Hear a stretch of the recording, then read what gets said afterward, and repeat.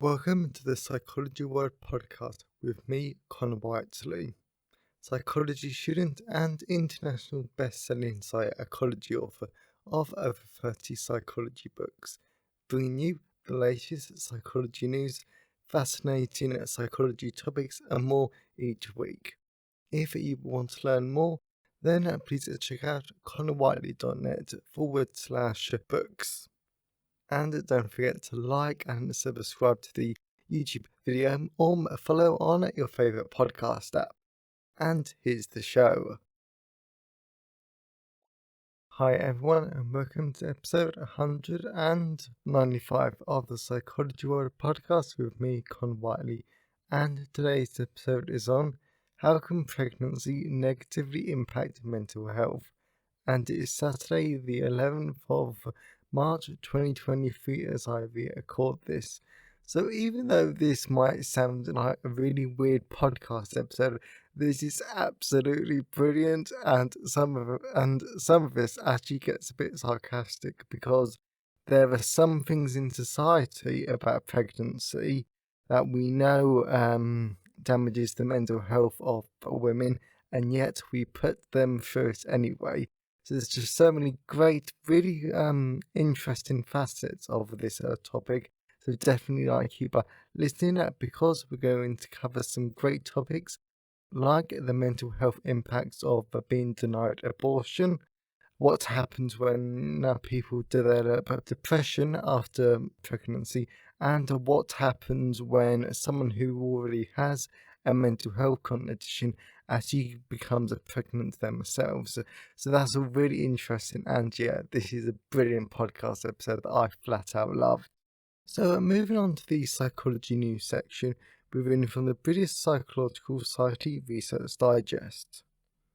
And the first one is the psychology of selectively enforced phantom rules. There are some rules in life that carries severe consequences.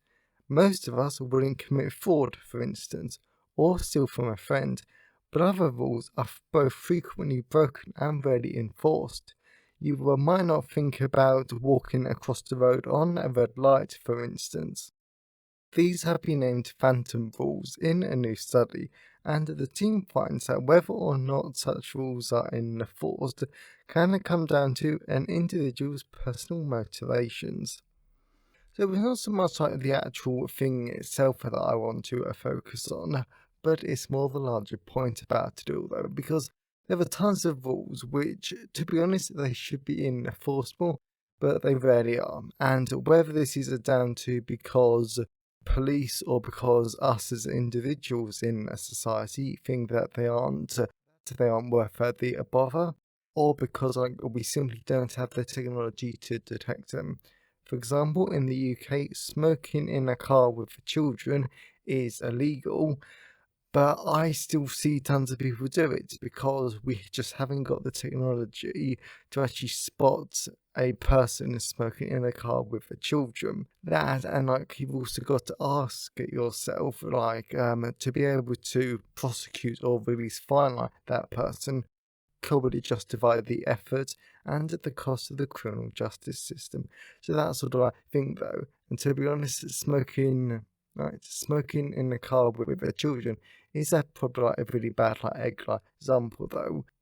But it really does bring the whole idea about what we actually do enforce in society, and what we choose not to enforce is an interesting psychological question, and at least there's some research that's going to spread light on it. So the next one is, which also slightly links to the first one, we think a single immoral act will start someone down a slippery slope.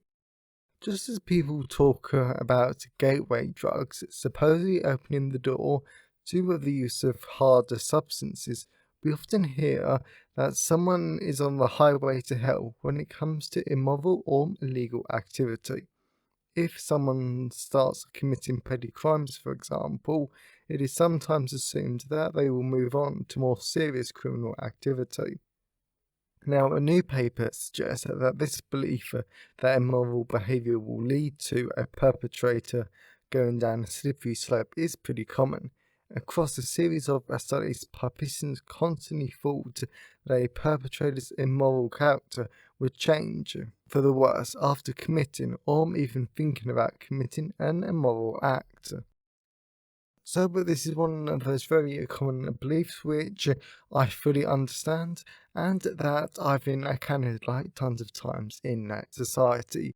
And I do understand it because I absolutely forget what the psychological effects are called though. Well, but if you've ever been to a cinema, then you might be aware of the business psychology tactic of having a small size of like popcorn and then a large size of like popcorn. But then the cinema companies put the medium sized popcorn in there to like make you more likely to actually buy like the large size like a popcorn that were because if you were originally like going to the cinema wanting to buy the small size of popcorn for like £1 for but then the medium size popcorn is only like 50 pence more, then you're more likely to actually buy like the medium size. But then if the large size is only 50p more, I'm using really small values. Like I know, well, if you've already committed to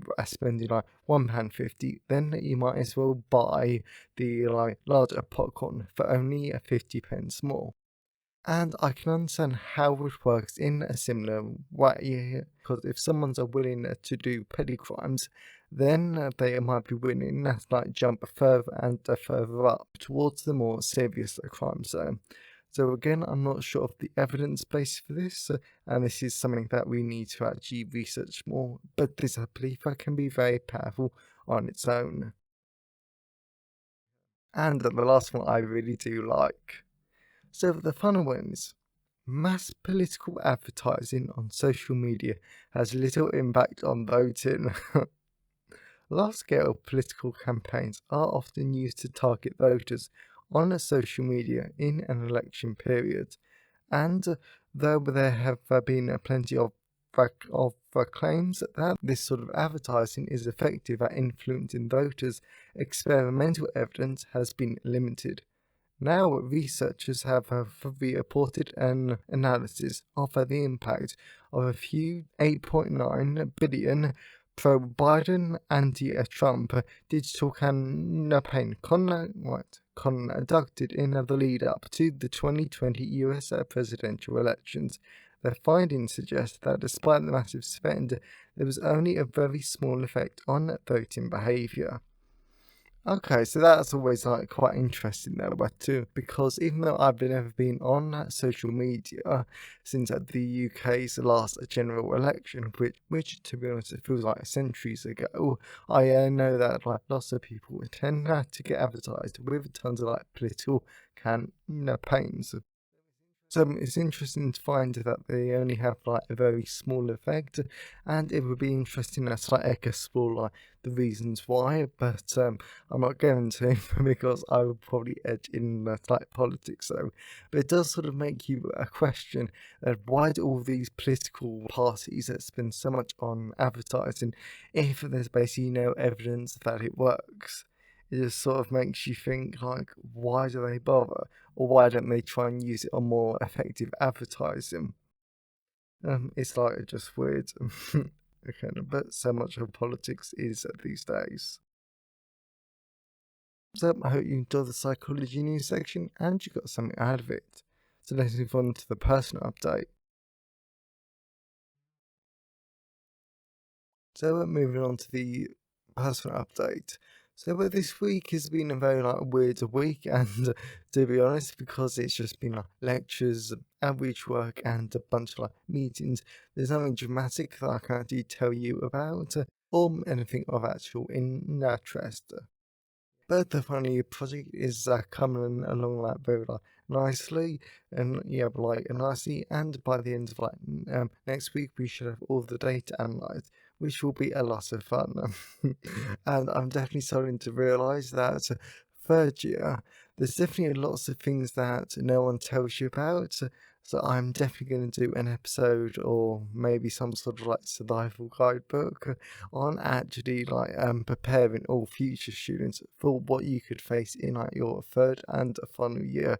Because the biggest one would definitely be make sure that you revise your statistics before you get to the data analysis section. I definitely think that that's the big one. So, besides from that, there's actually nothing interesting going on. And as always, I always love to hear your thoughts and feelings on today's episode.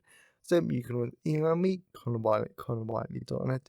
You can always leave a comment at the show notes at connorwhiteley.net/podcast. And you can always tweet me on Twitter at sci-fi Whiteley. I always love to hear from all of you because it really helps make the podcast feel more like a conversation. And today's episode has been sponsored by Abnormal Psychology, the causes and treatments for depression, anxiety, and more. So the reason why this is a great sponsor for today's episode is because we actually look at a lot of stuff like anxiety, depression, and a whole bunch of other mental health conditions. So even though this episode actually focuses on how this applies to pregnant women, well, this great, really engaging and easy to understand book actually helps you to understand the biological, the cognitive, and the social causes, and also the different range of treatments that the depression actually has. So, if you enjoyed today's episode, then definitely check out this great book because it will really help you deepen your understanding of this topic. So that's Abnormal Psychology, the causes and treatments of depression, anxiety, and more. Available from all major ebook retailers, and you can buy the paperback and the hardback version from Amazon, your local bookstore, or local library if you request it. And you can buy the ebook directly from me at payhip.com/Connor Whiteley. And buying it directly from authors, it just helps to support them more because it means authors get more of the money in instead of the larger retailers. So that's enough for the person. Obviously, let's move on to the content part of today's episode. So we're moving on to the content part of today's episode. So we're going to be talking about how mental health is negatively impacted by pregnancy. And this is just such a great podcast episode that I just love. And the reason why we actually need to talk about this is that whenever people think about giving birth and having children, they think about a wonderfully peaceful birth that delivers a perfectly happy mother and child. Then the mother and child go on to be perfectly tender, loving, and happy with the newborn, and the entire birthing process is so idyllic that it is the best feeling in the world. However, this isn't always the case, and for some mothers, pregnancy can be traumatic. That's why we've actually got to focus on this in today's episode. So let's dive into it. What happens when a mother has a bad birthing egg experience? I think it's a massive shame that a lot of women don't have the traditionally idyllic, joyous experience giving birth and becoming parents, since a lot of people can feel cut off and distant from their own bodies, offspring, and identities, both during and after pregnancy. And it's important to note that this isn't because the parents don't care about the child and they don't want a bond, because this can happen even when they really, really want that idyllic bond with their child. In addition, distance that the parents feel can be increased or made worse by a wide range of mental health conditions that can and do change the course of lives for generations, particularly when the pregnancy wasn't wanted in the first place. And that's something we'll cover later in today's episode. Also, where this is a lot more common than people believe, because Vegas and Lopez in all 2008 found that across the globe, 15 to 20% of people develop mental health conditions because of the birthing egg experience and their pregnancy. One example of these conditions is postpartum depression. Really sorry if I've butchered that pronunciation.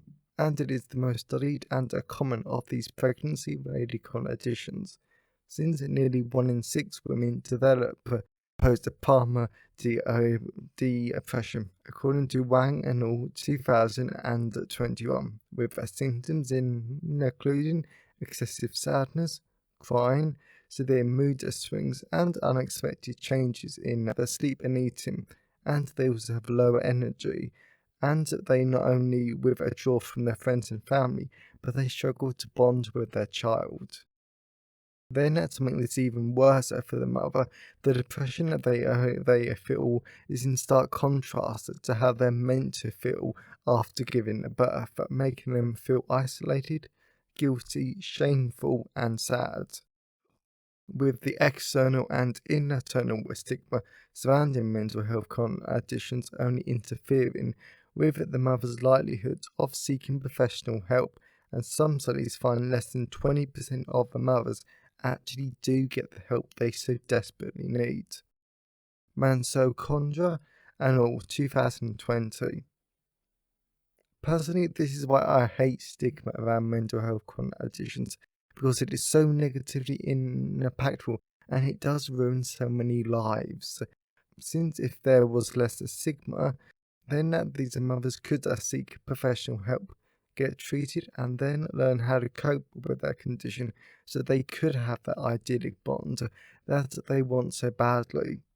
This is why it's important to talk about these sort of mental health challenges so what we can raise awareness and hopefully decrease this stigma. Moreover, a range of health care providers as well as researchers are continuing to learn about other mental health difficulties associated with a pregnancy, like the development of anxiety, OCD, and post-traumatic stress disorder. Ali, 2018. For example, some pregnant women develop a constant worrying, fear of uncleanliness, and contamination, and intrusive thoughts about aggression and harm towards the baby. We don't understand why pregnant women get these symptoms, but some people do, so we have to keep learning. As a result of these symptoms, parents can impose very strict rules and avoidance behaviours, and it is so terrifying to talk about these thoughts about harming a child to a healthcare provider, so many parents suffer in silence and great shame, due to if a parent does disclose these symptoms, then they risk getting misdiagnosed, involuntarily hospitalized, inappropriate care, and even getting separated from their families. And whilst I don't think there's a good way to actually deal with this disclosure from the point of view of a healthcare provider, especially since I know safeguarding procedures because of my outreach work, and this is a clear safeguarding risk, but this does have to get reported. But equally, we do sort of need to balance the need for child protection with what will help the mental health of the parents. Because these people do need to be treated regardless of what we personally think of the sort of things that they're saying. What happens if a mother doesn't get professional help? Sadly, the longer a mother goes without seeking professional help for their mental health during a pregnancy and afterwards, the greater risk of the mental, financial, and physical health problems getting worse. A lot worse. Since if the symptoms persist and get worse, then the mother tends to withdraw more and more from the baby and the toddler, so that the child in turn is less likely to develop a secure attachment style, so this has a longer term impact for the rest of their childhood and adulthood. This is more concerning when we consider how these people might then start to become parents themselves. In addition, if a mother doesn't get the needed treatment, then naturally they will try to cope themselves. And as we know from clinical psychology, these strategies are always maladaptive and they don't help in the long term. Therefore, the parent will probably turn to drugs and alcohol. With the impact with the worst impact of the mothers are not getting treated is that OCD is the fifth most common cause of disability for women aged between 15 and 44. Septicemia and all 2011 and suicide as well as overdoses are the two most common causes of death for new mothers. That is why treatment is so critical. However, pregnancy and postpartum periods impact existing mental health conditions. However, pregnancy and the period afterwards aren't only a risky time period for developing new mental health conditions, because existing conditions can be made worse over time. Pregnancy requires mothers to make changes to their lifestyles and jobs, and they might have to take certain medication. This is all before we consider the massive financial burdens that having children places on their families, as well as because so many medications for mental health conditions aren't deemed safe for babies, people are often advised to stop taking them, which is good for the baby's health during both the pregnancy and the feeding period. What about the mother's mental health? Therefore, the break from medication, the financial burden, the immense lifestyle changes, and the stress caused by a pregnancy, it's actually amazing more people don't have a mental health crisis during a pregnancy. Personally, I can see how this would be a nightmare for any family because of all of these factors are stressful, negative, and awful. And I think families are heroes for having to deal with everything before you add in mental health conditions.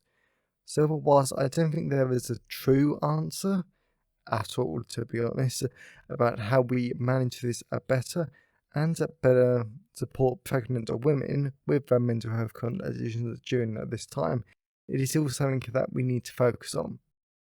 Even worse, this is all whilst the mothers that go through with a birth that they want to complete. What happens when a mother goes through a birth they don't want?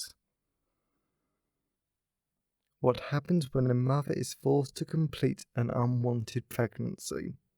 And just as a little heads up, if you're flat out against abortion, please skip to the end of the podcast episode because that's what we're going to talk about now.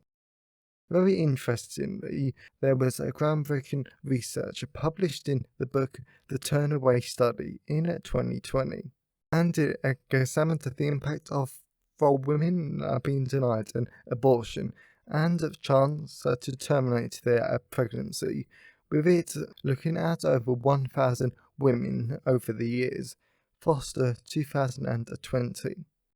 They got very clear data and it went way beyond mental health implications, since a woman wanting an abortion was not, and I'm going to repeat that, was not associated with negative mental health outcomes. In other words, just because a woman wanted an abortion did not mean, and I'm going to put it colloquially, she was not in her right mind.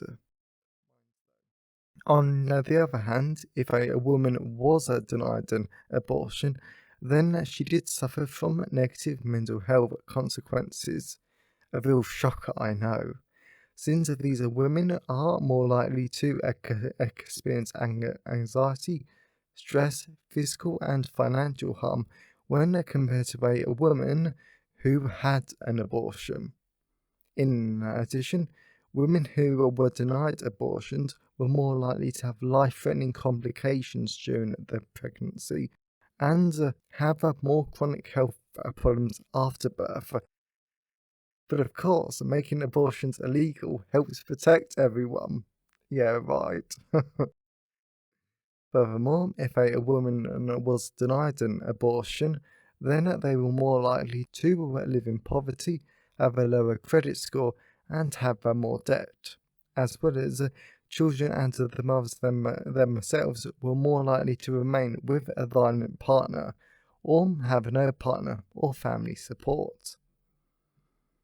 All of those negative outcomes are before we can consider that women who are denied abortions experience all the social, financial, and physical problems, resulting in a negative impact from a child's development becoming a certainty. But of course, as everyone says, abortions are wrong, and yeah, I really cannot say that well, with a straight face because they're not. They're not wrong, and no one just wants an abortion willy nilly. It's the hardest decision a woman would ever make. So, to me, whoever says that abortion's wrong, they're just flat out stupid because they don't understand what mothers go through. Conclusion. As we bring this episode to a close, let me just say that I truly hope that all of you, and I truly, truly mean this, I really do hope all of you have a good pregnancy. If you're a mother and if you're a male listener, then I hope that your partner is okay. Whilst the vast majority of people having a pregnancy will be okay, there will, of course, be some people that will not. And that's okay. It doesn't make them rubbish parents, bad people, or evil monsters that need their child to be ripped away from them, necessarily. It just means that they need help, support, and love. And despite nothing on this podcast ever being official advice, if you are a mother having a hard time, then please seek professional help. Pregnancy can be a magical time for everyone, given the right support, guidance, and most importantly, love. So I really hope that you enjoyed today's episode and you got something out of it. Personally, even though this was a really weird one, and to be honest, this is nothing I would normally talk about, I think this was a really enlightening podcast episode because pregnancy, just like everything, there can be great experiences, but there can also be bad. And it's that sort of badness and it's that sort of darkness that we always shy away from. So, as with most of the stuff on like this podcast, I always like to share with you guys that the mental health difficulties that different people experience. So, if you know someone who really enjoyed today's episode, then please share it with them.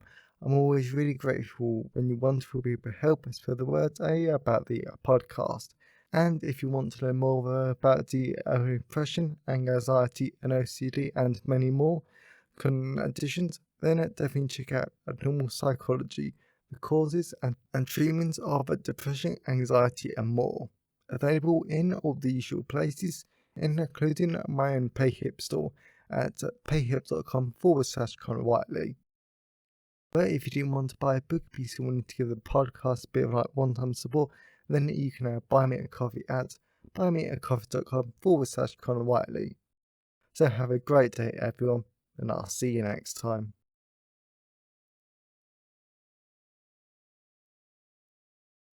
Thanks for listening today. I hope you found it helpful.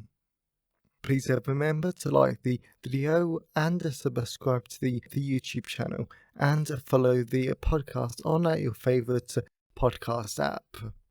And if you wanted to learn more, then please check out the backlist of the podcast episodes or my books at conwhiteley.net. So have a great day and I'll see you next time.